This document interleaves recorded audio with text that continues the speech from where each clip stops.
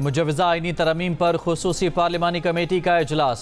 मौलाना फजलुर रहमान ने जजेस की मुद्दत मुलाजमत में तोसी की मुखालफत कर दी।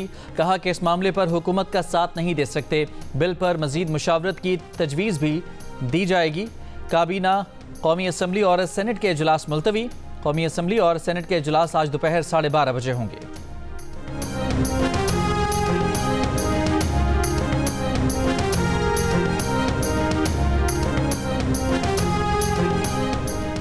आज से पेट्रोल 10 रुपये फ़ी लीटर सस्ता कर दिया गया। पेट्रोल की नई कीमत 249 रुपये 10 पैसे फ़ी लीटर मुकर्रर। वज़ीर-ए-आज़म ने पेट्रोलियम मसनूआत की कीमतों में कमी की मंजूरी दे दी। डीजल की कीमत में 13 रुपये 6 पैसे फ़ी लीटर कमी। डीजल की नई कीमत 249 रुपये 69 पैसे फ़ी लीटर मुकर्रर। लाइट डीजल ऑयल की कीमत 12 रुपये 12 पैसे कमी के बाद 141 रुपये 93 पैसे फ़ी लीटर मुकर्रर कर दी गई। मिट्टी के तेल में 11 रुपये 15 पैसे फ़ी लीटर की कमी का ऐलान। मिट्टी के तेल की नई कीमत 198 रुपये 47 पैसे फ़ी लीटर मुकर्रर। वजारत खजाना का नोटिफिकेशन जारी। इतवार की रात पार्लियामान की खुसूसी कमेटी क़वायद-ओ-ज़वाबित और निज़ाम कार का इजलास बेनतीजा ख़त्म। इजलास के बाद गुफ्तगू में वज़ीर कानून आज़म नज़ीर तारड़ ने कहा कि बिलावल भुट्टो और मौलाना फजलुर रहमान कुछ चीज़ों पर इत्तफ़ाक़ी राय कर रहे हैं। इत्तफ़ाक़ी राय के बाद आगे का लाएअमल तय होगा। नंबर ज़रूर पूरे होंगे।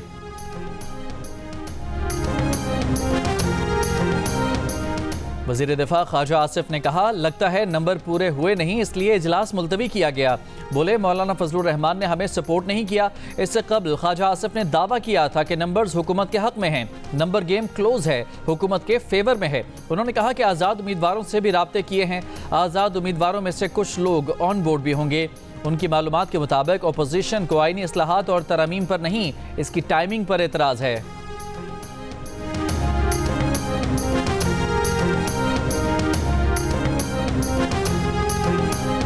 खुसूसी कमेटी के इजलास के बाद PTI चेयरमैन बैरिस्टर गौहर ने अपना मौक़िफ़ दोहराया कि पहले उन्हें आईनी तरमीम का मुसव्वदा तो दिखाया जाए, लेकिन अब तक सामने नहीं लाया गया। अगर हुकूमत इसी तरह तरमीम चाहती है तो ये गैर कानूनी होगा। हमने किसी चीज़ पर इत्तफ़ाक़ी राय नहीं किया। PTI रहनुमा शिबली फराज का कहना है कि आईनी तरमीम मंजूर करवाने के लिए हुकूमत की कोई तैयारी नहीं थी। कौम का एक दिन बिला वजह ज़ाया किया गया।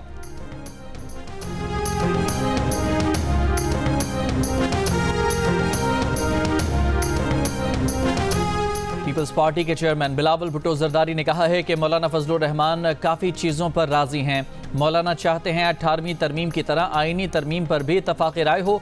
असम्बली का माहौल ख़राब था, हम इसे बेहतर बना रहे थे, मगर 2 रोज़ पहले एक सियासी जमात के कायद ने हमारी अदलिया और आर्मी चीफ पर हमला किया। ना इस पार्टी ने बयान वापस लिया, ना पीछे हटे। जिन्होंने इस इदारे के सरबराह को मुतनाज़ बनाने की कोशिश की, उनसे क्या उम्मीद रख सकते हैं। कोशिश है कि तरमीम कम अज़ कम अक्सरियती इत्तफ़ाक़ी राय से लेकर आएँ। एक दिन इंतज़ार कर लिया जाए तो कोई इतनी बड़ी बात नहीं।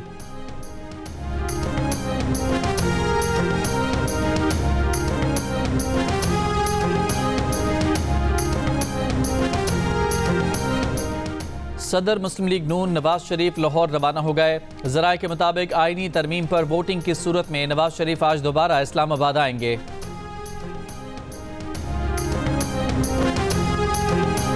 रात गए मौलाना फजलुर रहमान की रिहाइशगाह पर अहम सियासी शख्सियात की आमद। साबिक वज़ीर आज़म शाहिद खाकान अब्बासी, मिफ्ता इस्माइल, वज़ीर आला बलोचिस्तान सरफराज बुख्ती, साबिक निगरान वज़ीर आज़म अनवारुल हक काकड़ की भी मौलाना के घर आमद। मुजवजा आईनी तरमीम पर गुफ्तगू। कम से कम 1 महीना तो चाहिए। तब तक तो काजी फायद साहब रिटायर हो जाएंगे। तो होने दो, क्या फर्क पड़ता है। आते जाते हैं। आज कमेटी में मसवदा जी तो आपने आते जाते क्या बात की? मैंने कहा जजेस तो आते जाते हैं, क्या फर्क पड़ता है। JUIFA के रहनुमा अब्दुल गफूर हैदरी ने कहा है कि आईनी तरमीम का मुसव्वदा पढ़ने के लिए कम अज़ कम 1 महीना चाहिए। सहाफ़ी ने सवाल किया, तब तक तो काजी फायजी साहब रिटायर हो जाएंगे। अब्दुल गफूर हैदरी ने जवाब दिया, तो होने दो, क्या फ़र्क पड़ता है, जजेस आते जाते रहते हैं।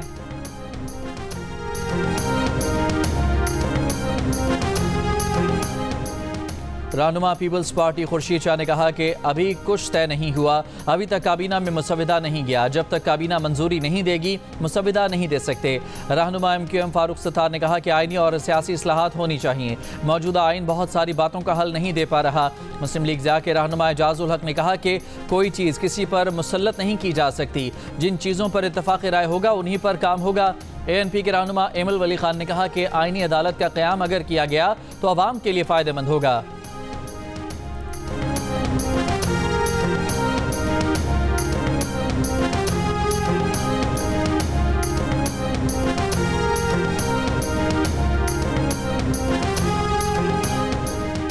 सरबराह BNP सरदार अख्तर मैंगल ने कहा कि जब तक तमाम सियासी जमातें मुत्तफ़िक़ हो जाएं तो फिर तरमीम लाई जाए। हुकूमत की जल्दबाजी समझ से बालातर है। क्या ये जमहूरियत है कि अरकान को कमरे में बंद करके वफूद मुलाकातें कर रहे हैं? आईनी तरमीम कोई इमरजेंसी तो नहीं, तमाम सियासी जमातों को मुसवदे की कॉपी दी जाए। ये खुफिया डॉक्यूमेंट तो नहीं, हमें मुसवदा तो दें। हमें मालूम ही नहीं कि क्या ला रहे हैं। हुकूमत से मुसवदा और लापता अफराद की रिहाई की बात की है। भारतीय रियासत दिल्ली के वज़ीर आला अरविंद केजरीवाल का जेल से बाहर आने के बाद 48 घंटों में मुस्ताफ़ी होने का फैसला। रियासती इंतखाबात फरवरी के बजाय नवंबर में कराने का मुतालबा कर दिया। करप्शन इल्ज़ामात पर मार्च में गिरफ्तार होने वाले अरविंद केजरीवाल को जुमे को सुप्रीम कोर्ट से जमानत पर रिहा किया गया है। यमन से हौसी ग्रुप का इसराइल पर बैलिस्टिक मिसाइल का हमला। इसराइली दिफाई निज़ाम मिसाइल रोकने में नाकाम रहा। बैलिस्टिक मिसाइल वस्ती इसराइल के मैदानी इलाके में आकर गिरा। तर्जुमान हौसी ग्रुप के मुताबिक हाइपरसोनिक बैलिस्टिक मिसाइल ने 11.5 मिनट में 1270 मील दूर इसराइल को निशाना बनाया। इसराइली वज़ीर आज़म नेतन्याहू की हौसी ग्रुप को भारी नुकसान उठाने की धमकी। इसराइली फ़ौज की गज़ा में बमबारी। कल से अब तक मज़ीद 30 से ज़्यादा फ़लस्तीनी शहीद।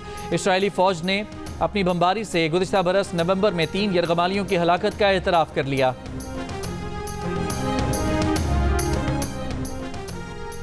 गजा में इसराइली मज़ालिम के खिलाफ बरतानिया में मुजाहिरा। लंदन में हज़ारों अफराद की एहतजाजी रैली। फ़लस्तीन हामी मुजाहिरीन का गजा शोहदा से इजहार यकजहती।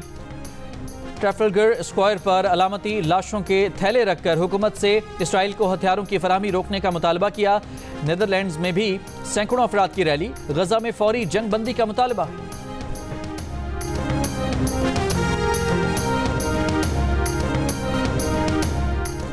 फ्लोरिडा में वेस्ट पाम बीच के गोल्फ क्लब के नज़दीक फायरिंग। वाक़या अमरीकी सदारती उम्मीदवार डोनाल्ड ट्रंप के गोल्फ क्लब से वापसी के वक्त पेश आया। FBI ने वाक़े को ट्रंप के कत्ल की कोशिश करार दे दिया। पाम बीच के कानून नाफिज करने वाले अहलकार का कहना है कि ट्रंप बंदूक बरदार शख्स से 400 से 500 गज के फासले पर थे। हुक्काम को AK-47 किस्म का हथियार मिला है।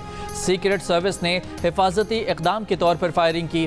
ट्रंप ने कहा कि मैं महफूज और बिल्कुल ठीक हूँ। इस किस्म के वाक़यात मेरे हौसले पस्त नहीं कर सकते। मैं हथियार नहीं डालूंगा। 2 माह पहले 13 जुलाई को रियासत पेंसिल्वेनिया की रैली में ट्रंप पर कातिलाना हमला हुआ था। और ईद मिलादुन्नबी सल्लल्लाहु अलैहि वसल्लम की तैयारियां। जगह जगह स्टॉल्स, गलियों और शाहराहों को सब्ज़ परचमों और झंडियों से सजा दिया गया।